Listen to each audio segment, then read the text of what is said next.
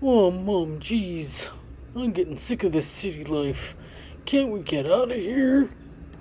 I hear you, Stan. City life is tough. Time for a little adventure. Let's go explore. Where are we gonna go? Well, what's your perfect day? Swimming, beaches, rich history, a sandy desert, stunning scenery, mountain vistas, indigenous culture, shopping, and tasty treats. An afternoon on the South Klondike Highway sounds like just the ticket.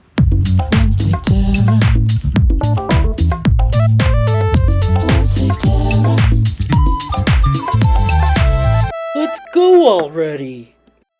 So we've been in town the past couple days, and by town I mean Whitehorse. We've had a few medical appointments which have kept us here, and so now we're feeling the itch to get out of the city and get out in the nature. We've done the trip to Carcross countless times over the years, and I have some good friends that live on the Carcross Road, but I have to say, this trip never gets old. It is just a gorgeous area, which is why it is so popular among locals and visitors alike. To get to Carcross from Whitehorse, you first head south on the Alaska Highway, and after about 20 minutes, you will come to the turnoff known as the Carcross Cutoff, where you will turn onto the South Klondike Highway. Our first stop today was a little day use area called Kookatsoon Lake. Having driven by it many, many times, I actually just stopped for the very first time on this trip. It is a small, shallow lake with turquoise waters. It has a lovely beach. It would be ideal for swimming or paddleboarding. You can see houses on the far end and a view of Mount Lorne in the distance. It's just off the highway. You can't camp here, but it's a lovely spot for a picnic. There are outhouses, change rooms, and a nice big playground for the kids. We could have stayed here much longer, but with Stanley cooled down, it was time to move on to the next spot. A bit further down the road was the Robinson Roadhouse. These old roadhouses have always fascinated me. In the village I grew up in until I was 12, there was one right down the road from my house. These roadhouses existed on networks throughout the Yukon in the olden days, the early 1900s, and they were established on transportation routes, wagon trails, that sort of thing. And they were used by miners, trappers during the gold rush. They were used by anyone, actually, when the steamships weren't running or in areas that steamships weren't able to run. They usually consisted of a lodge with rooms. There would be a bunkhouse for the single men. There would be private rooms for families. There was usually a saloon, stables.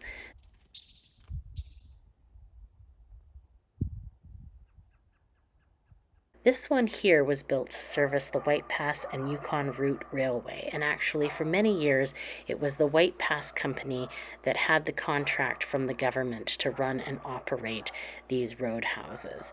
This one here was built in 1906. At this point, the railway, which came over the White Pass from Skagway, only reached the summit, so the Robinson Roadhouse was used as a stop for transporting supplies from the rails end to the shores of Lake Bennett. It was a base camp for miners in the area as well, who were mining in the Watson and Wheaton River areas. This used to be a popular stop on people's way to the Yukon River, and it was actually even surveyed for a town site, 329 hectares, although it was never established. This is a little bit off the road. The stop for it comes up rather quickly. It's a bit on a corner. However, it's a nice little walk in, and it's so private. We were the only ones there this day and had the place to ourselves. It's big and wide and open, and you can explore the buildings and read the placards.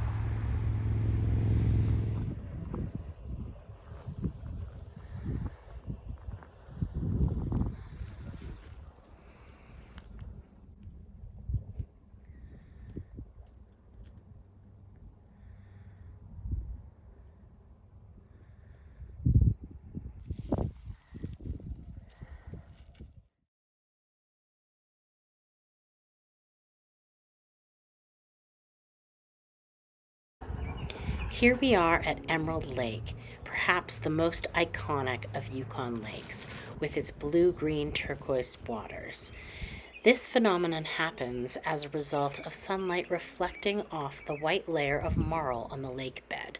Marl is a white calcium carbonate clay that forms in the water and settles. This whole valley was covered by glaciers during the last ice age.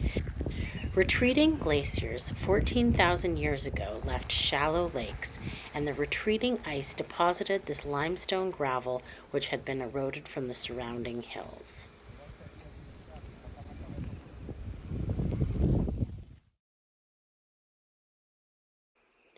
Another super popular destination along this route is the Carcross Desert. While it looks like a desert, it's actually the remains of an ancient lake.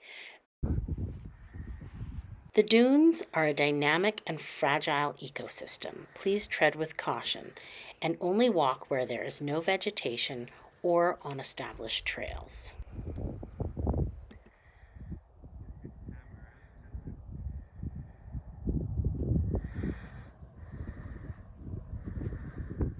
Stanley, are you hot? Come on, let's go. Let's go.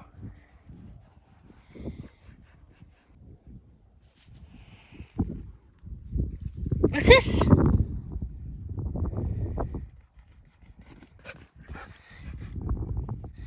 Go get it.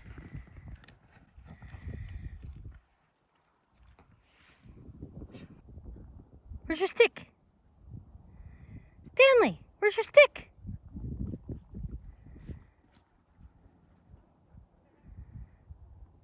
If you're worried about Stanley, don't worry. While it was a lovely day, the sand was not overly hot. I was walking in my bare feet and Stanley had lots of water. If you can muster the energy to walk to the top, you'll be rewarded with amazing views of the mountains in the distance. Stan, you hot? Let's go get you some water. Let's go.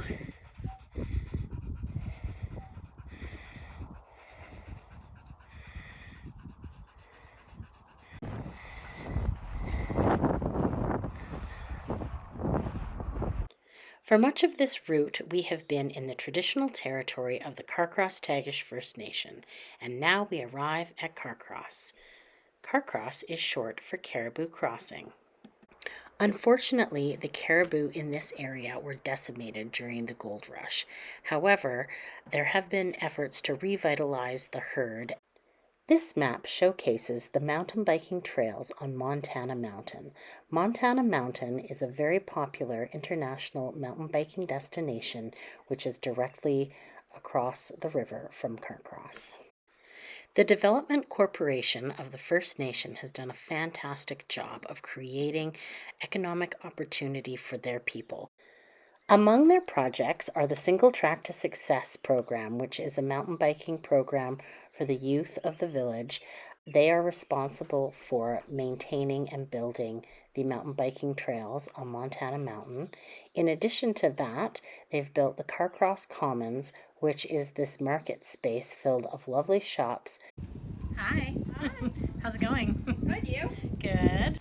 If you only check out one shop in Carcross, please make it the Yukon Soaps Company.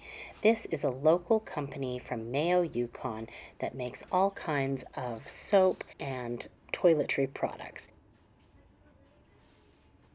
Hi. Hi. In addition to their soap products, they sell Yummy candles, which are handmade by youth in Mayo, Yukon, with all profits going to support activities and student experiences. Checking out the wares. You see anything you like? In addition to gift shops, there is also a coffee shop, an ice cream shop, a bistro, an art gallery, and other displays and items of historic and cultural interest.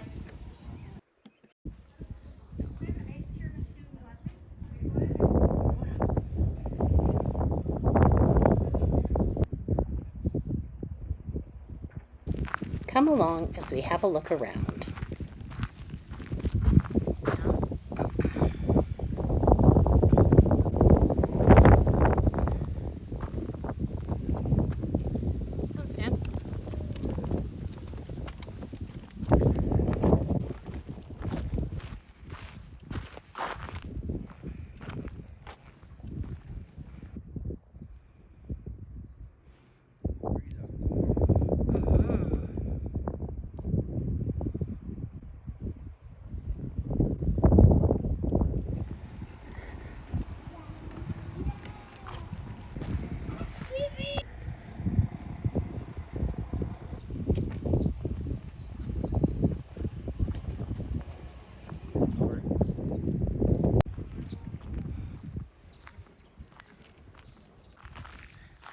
cutest little post office.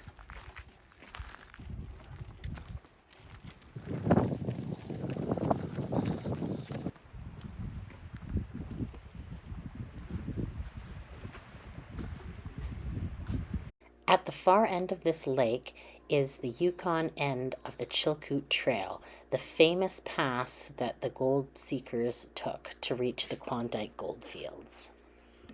From there, the gold seekers built boats and loaded their supplies and navigated the water systems until they reached the Yukon River to head downstream to Dawson City.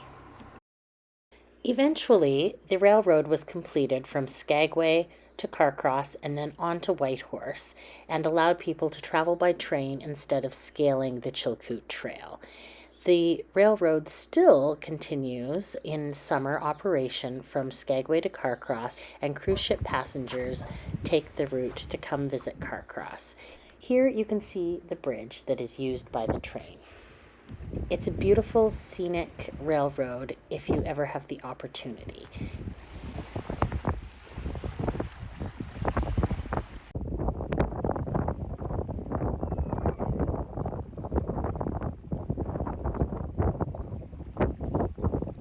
Can't tell if this guy's got something or if his line's snagged. As you can tell, the wind blows quite fiercely off Bennett Lake, which makes it a prime location for kite surfing. You want a pup cup? Closed up. We missed it. This way for ice cream. I guess we're not getting ice cream today. 24 flavors.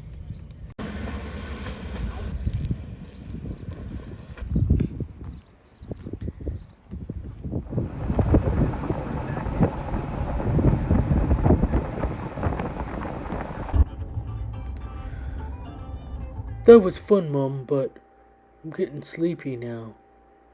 Can we go home? Yes, Stanley, you've been a good boy. Thanks for showing us Carcross and the South Klondike Highway.